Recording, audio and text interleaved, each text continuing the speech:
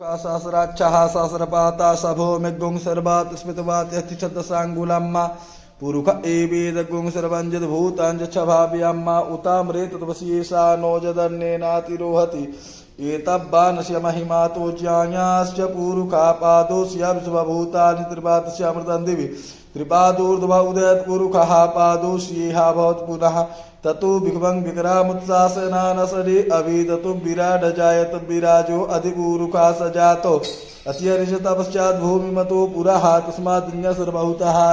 संवृतं परिखदाज्याम्मा पशुस्ता शीघ्रेवाय वियान्नारण्या ग्राम्याश्च जे तस्माद् सर्वभूतरिचः सामानिजनीरे छन्दागुंसिजनीरे हे बोले काल सर्प भगवान की जय बोले त्र्यंबकेश्वर भगवान की जय हर हर महादेव हरो